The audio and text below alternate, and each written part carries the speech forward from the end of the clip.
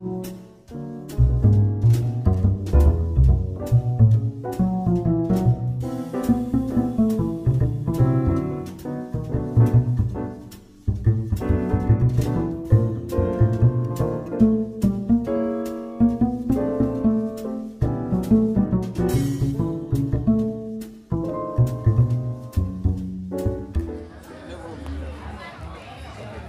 Monsieur Boiseau. Bon, ici nous avons nos critères. Ici nous avons nos critères. Voilà. Si mon frère en face de toi prend la parole, tu prends ton temps pour l'écouter. Maintenant, quand on dit tu prends ta parole aussi, lui, prends ton temps pour t'écouter. Ok? Ok. Bonsoir, chef. Bonsoir, frère. Au fait, moi j'ai médité la Bible. Puisque la Bible, on la lit pas, on la médite. Voilà. Dans ma méditation, lorsqu'il dit à Pierre, tu es Pierre, et si cette pierre il bâtirait mon église, c'est pas, comment dirais, une maison qui veut bâtir. L'église, c'est vous et moi. Tu es Pierre, et si cette pierre bâtirait mon église. Il dit encore dans sa parole, je frapperai à la porte. Si tu ouvres, je rentre. C'est la porte, c'est quoi? C'est le cœur. Donc, une personne qui accepte Jésus comme son sauveur, d'abord, c'est une église. Voilà, puisque... excusez-moi, mais il y a je ne sais pas si c'est un pasteur ou bien il y a un de vos frères qui a prêché, la parole qui a prêché. Maintenant, ma question est, quand tu lis dans Genèse, quand tu lis le livre de Genèse, la Bible dit, d'abord la Bible même, quand tu la lis, on dit Dieu est omniprésent, il est omniscient. C'est-à-dire, une personne, avant que toi tu réfléchis, Dieu a déjà réfléchi pour toi. Maintenant, Dieu, lui, il était où? Et puis Satan est venu blaguer Adam et Ève. C'était d'abord ma première question. Ok, frère. Je touche un peu rapidement ce que tu viens de dire au début. L'église, ce n'est pas les 4000, c'est vrai. Et l'écriture dit dans Acte 11, Acte 17, verset 24. Acte 17, verset 24. Et puis 1 Corinthiens 3.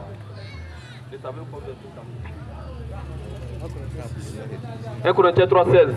Toi, tu me prends Acte 17, verset 24. Allons-y, frère. Oui, allons-y. Le Dieu qui a fait le ciel. Le Dieu qui a fait le ciel. Faut continuer, c'est ça, Acte 17. Oui, oui, allons-y. Le Dieu qui a fait le monde. Le Dieu qui a fait le monde. Et tout ce qui se trouve. Et tout ce qui s'y trouve. Étant le Seigneur du ciel. Étant le Seigneur du ciel. Et de la terre. Et de la terre. N'habite point. Il n'habite point. Dans ce qui, dans les temples faits des mains d'hommes. Dans les temples faits des mains d'hommes. Donc ça veut dire que Dieu n'habite pas dans des temples. Il n'habite pas là-bas. Maintenant Dieu habite où?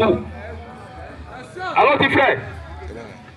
1 Corinthiens 3, c'est un glacé. Allons-y, frère. Ne savez-vous pas que vous êtes le temple de Dieu? Tu vois, le côté dit Dieu n'habite pas dans des temples faits des mains d'hommes. Donc en réalité, Dieu habite dans le temple que lui-même il a construit.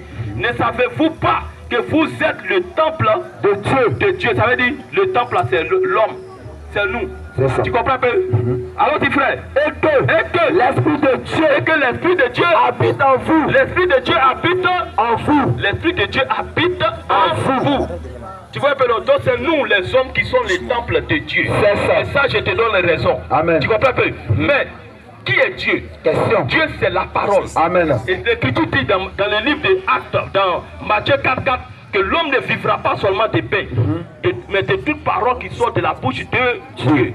Donc en un mot, ça veut dire que Dieu, il est la parole. C'est ça. Alors, ces églises dont nous parlons, nous ne parlons pas des bâtiments dans lesquels ils vont prier. Non. Nous parlons des doctrines qui sont prêchées dans ces églises. C'est ça. C'est clair. Dans la Bible, là, qui était catholique? Question. Est-ce que les disciples de Jésus étaient catholiques? Jamais. Est-ce qu'ils étaient assemblés de Dieu? Jamais. Est-ce qu'ils étaient christianistes? Jamais. Est-ce qu'ils étaient mormons? Jamais. Est-ce qu'ils étaient baptistes? Jamais. Est-ce qu'ils étaient méthodistes? Jamais. Tu vois un peu? Non, non. Tu vois? Donc c'est la doctrine et le système dans lequel les gens se trouvent. C'est ça. Donc c'est ce système que nous attaquons. C'est ça. Nous n'attaquons pas les individus, Non, non, non, ni non. les bâtiments. Non. Mais c'est ce qui est prêché là-dedans que nous attaquons. C'est ça. Dans les Écritures. Qui était maman pasteur? Question. Autant de disciples de Jésus, c'est quelle femme qui a baptisé quelqu'un? Autant de disciples de Jésus, est-ce qu'ils ont baptisé quelqu'un au nom du Père, du Fils et du Saint-Esprit? Tu vois? Donc un homme qui a été baptisé de cette manière, il ne peut pas aller au ciel. C'est ça que nous attaquons. Parce que le baptême, quand les disciples baptisaient, ils baptisaient au nom du Seigneur Jésus-Christ. Tu comprends, Père? Au nom du Seigneur Jésus-Christ. Alors ces églises baptisent déjà au nom du Père, du Fils et du Saint-Esprit. C'est la preuve qu'ils ne viennent pas de Dieu. Parce que l'Écriture dit dans Jean 3, verset 34, que celui que Dieu a envoyé dit les paroles de Dieu. S'il ne dit pas les paroles de Dieu, il doit être clair pour dire que Satan m'a envoyé. C'est ça. Il doit être honnête. Maintenant, la deuxième question. D'accord, je vais répondre. Il a posé la première question. Question-réponse sur la Bible. Précisément. Précision de taille.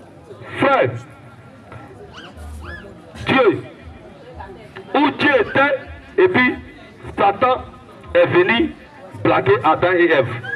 Écoute-moi très bien. Dieu là, écoute-moi. Dieu là, c'est lui qui a permis le péché. Amen.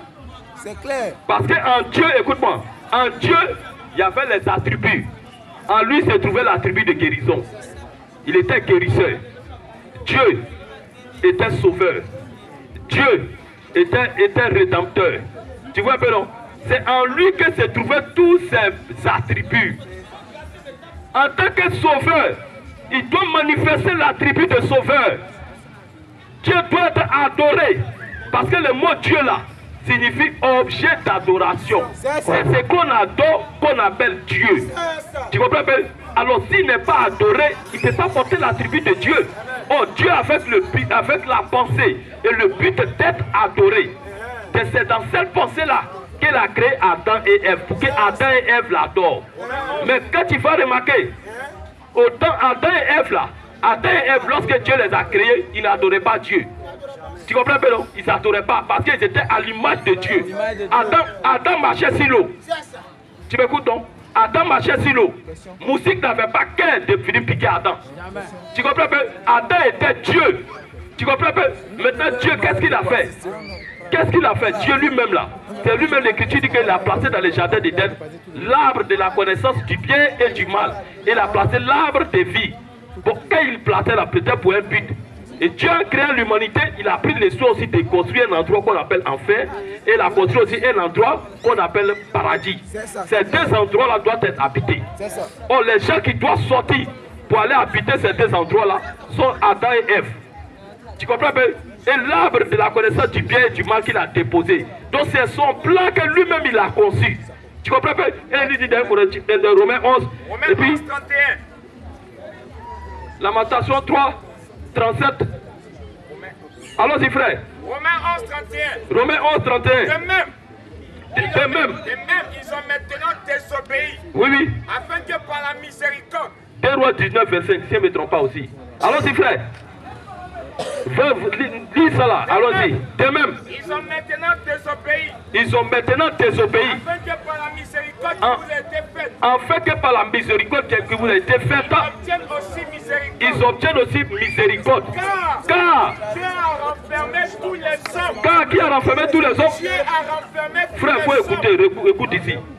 Car Dieu a fait quoi? Car Dieu a renfermé tous les hommes dans la désobéissance. Non, Satan.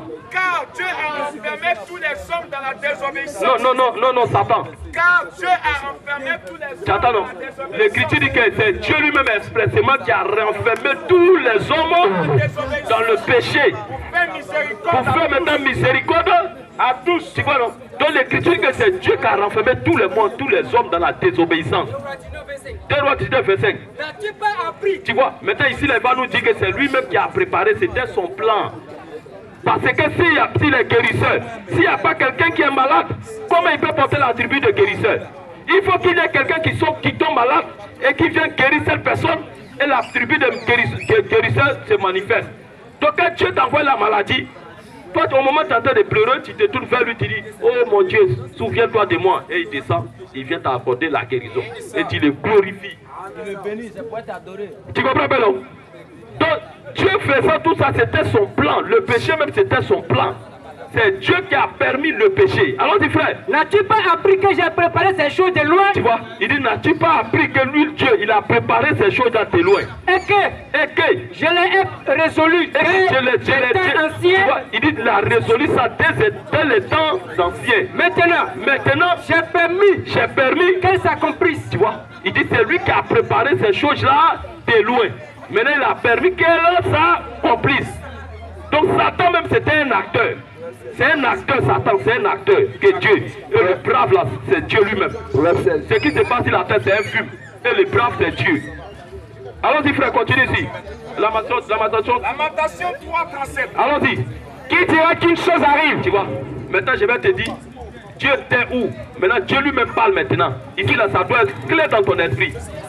Qui dira qu'une chose arrive? Tu vois, il dit, qui dira qu'une chose arrive sans que le Seigneur l'ait ordonné? Tu vois, tu comprends un peu?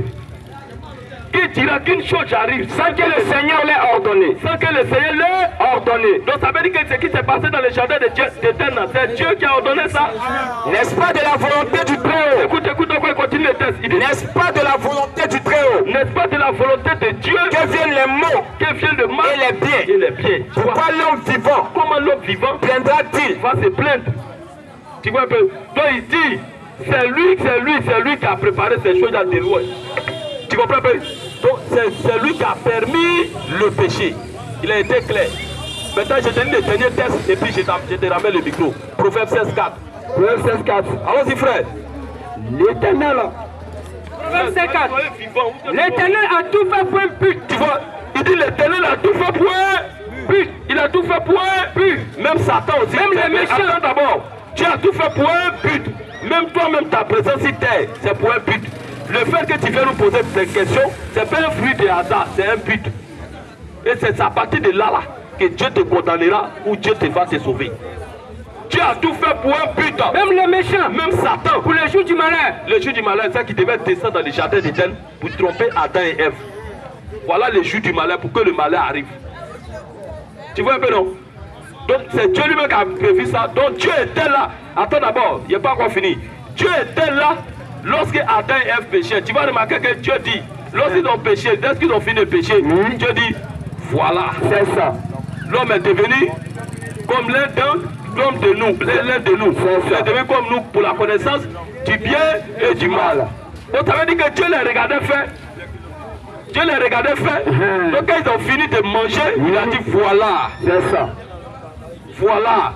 Tu vois bien non? Donc Dieu était là, il les voyait, c'est Dieu lui-même qui a préparé ça. C'est ça. Donc il faut qu'Adam et Ève tombent dans le péché pour que l'humanité se tourne vers Dieu maintenant pour adorer Dieu. C'est ça. Que Dieu puisse porter l'attribut de Dieu. C'est ça. Qu'il soit Dieu, il faut qu'il y ait des sujets pour l'adorer. Et ces sujets qu'il a créés Adam et Ève ne l'adoraient pas. Donc Dieu permet le péché pour que ces sujets-là se tournent vers lui maintenant pour l'adorer. Voilà le plan. Donc tout ce qui se passe sur la terre, c'est un film. Même pour aller au ciel, c'est une prédestination. Amen. Non, il faut laisser un peu, il faut laisser les cartouches. Donnez-lui le micro. Garde les cartouches. Garde de résistance.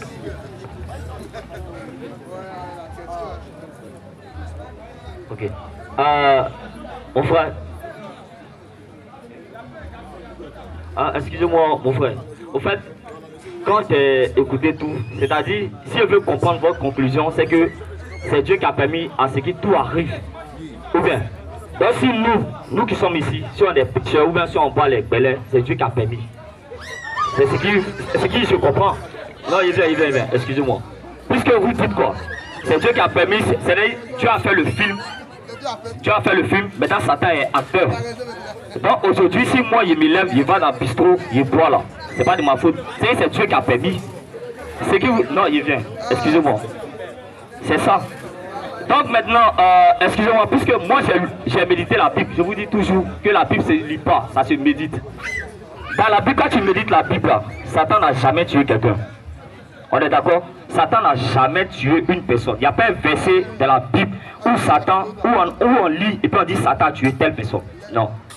Mais c'est Dieu de la Bible qui a détruit Sodome et Gomorrhe. C'est lui encore qui a brûlé, comment on peut même, qui a détruit le monde de Noé. Tout ça. Bon, au fait, en conclusion là, c'est-à-dire, Dieu même là, en question, nous sommes des acteurs. Donc, personne sur la terre, s'il veut comprendre vos conclusions, personne sur la terre ne sait d'où il va. Ou bien, personne ne sait où il va. Si c'est en enfer ou bien c'est au paradis, personne ne sait. C'est Dieu qui va décider de ton sort. C'est ce qui vous dites. Frère, faut pas nous prêter les mots. Ce qu'on n'a pas dit, tu dis ça. Tu as même posé la question, où était Dieu lorsque Adam et Ève péchaient? On t'a montré très bien où était Dieu. Que c'est Dieu qui a permis ça. C'est ça. Maintenant, c'est que toi t'ajoutes là. Si ça veut dire que conclusion, non, la conclusion que tu fais, la conclusion dont tu es en train de faire, c'est toi maintenant tu es en train d'ajouter. Si aujourd'hui, non, est-ce que depuis elle parle là, depuis je suis en train de parler là, est-ce que je t'ai dit que si tu vas boire Belé, c'est pas ta faute, mais c'est la faute de Dieu? Pendant que je parlais ici, c'est ce que je t'ai dit. Jamais. Faut pas ajouter ce que c'est toi qui ajoutes ça. Ce n'est pas moi qui t'a dit ça, c'est toi qui es en train de dire que si elle veut boire Belé, c'est pas de ma faute. Que c'est la faute de Dieu. Toi, tu avais me posé la question de savoir où était Dieu lorsqu'Adam et Ève péchaient. Je t'ai prouvé ça. Je t'ai prouvé ça, non? Maintenant, si toi-même tu décides, que ça veut dire que si tu fais la conclusion, si tu fais la conclusion de dire que je vais aller boire Belé, c'est pas ma faute. C'est Dieu qui dit, Dieu qui me conduit. Bon, vas-y. Parce que l'enfer aussi, il faut les gens pour commettre ces actes pour mériter l'enfer. C'est clair. Il faut les gens pour mériter ça, pour faire ces actes pour aller à l'enfer. Voilà. Donc moi, je t'ai pas dit ça. Je t'ai pas dit que pour aller boire Belé et que c'est Dieu qui te pousse. Tu vois un peu? Écoute-moi très bien. C'est pas Dieu qui t'a appris à boire. Écoute-moi très bien, mon frère. Frère. Titre 2. Ah, petit 2. Écoute ce que l'Écriture dit dans titre 2. Titre 11. Allons-y, frère. Oh! Pardon. La grâce source de salut. Oui, allons-y. Car la grâce de Dieu, source de salut, pour tous les hommes a été manifestée. Frère, nous qui avons reçu cette grâce, la grâce qui a été manifestée, parce que la grâce, c'est quelque chose immérité. Tu ne mérites pas et Dieu vient te sauver. Donc la preuve que tu as reçu la grâce de Dieu. Parce que au temps de Noé, au temps que Dieu n'a envoyé le déluge, Dieu a envoyé d'abord Noé pour construire l'arche. C'est ça la grâce. Et tous ceux qui sont montés dans l'arche là, c'est ceux qui ont reçu la grâce. Tu comprends bien? Oh, la grâce aujourd'hui, c'est l'évangile dont nous prêchons. Un homme qui croit à l'évangile, qu'est-ce que l'Écriture dit? Elle nous enseigne, la grâce là nous enseigne à renoncer à l'impiété, à renoncer à Belé et au convoitisme, à renoncer au convoitisme moderne et à vivre dans le siècle présent. Voilà, selon la sagesse, selon la justice et la piété. Voilà, tu vois un peu. Voilà, c'est lui qui a reçu la grâce. La grâce nous enseigne une vie. Maintenant, si toi tu dis, bon, comme on vient de faire la démonstration, bon, je m'en voir Belé. Mais ça, c'est ça. Voilà, ça veut dire que si tu étais au temps de Noé et que Noé te disait mon frère rentre dans l'arche, tu as dit c'est non, mais bon, tu as dit d'aller boire Belé. Mais tu as mouru. Remarque au temps de. Toi tu lis la Bible, tu dis ça te médite, non? Au temps de. Quand tu prends l'histoire de Caïn et Abel, Caïn là, avant que Caïn ne tue son frère, Dieu a fait quoi? Dieu lui a prévenu. Non? Tu as dit que le péché se couche à ta porte. Domine sur le péché. Domine. Tu comprends pas, non? Tu comprends? Mais il n'a pas écouté ça, il allait tuer son frère. Donc Dieu dans cette terre ne peut pas juger une personne sans savoir l'avertir. La même chose qu'il a fait avec Caïn, il fait aussi avec tout le monde. Et c'est ce qu'il est en train de faire avec toi aujourd'hui, c'est soi-même. Mais après avoir entendu ça, tu dis moi je vais boire Belé parce que c'est Dieu qui me pousse à aller boire Belé. Ça c'est ton 19. Mais Dieu a mis en toi la capacité quand même d'accepter la parole et ou de rejeter. Deutéronome 39. Allons-y frère. J'en prends aujourd'hui en témoin. Tu vois? Il dit j'en prends aujourd'hui en témoin. Contre vous. Le ciel et la terre. J'ai mis devant toi. La vie et la mort. La bénédiction et la malédiction. Choisis la vie. Afin que tu vives. Voici ça. La vie et la mort se présente à toi. La preuve que tu fais partie de la sémence de Dieu, tu ne vas pas rejeter l'évangile. Tu ne vas pas dire que comme on a prêché comme ça, on a dit que c'est Dieu qui a permis le péché, alors je vais aller pécher. C'est mal comprendre les Écritures. C'est mal comprendre. Que Dieu te bénisse. Question-réponse sur la Bible.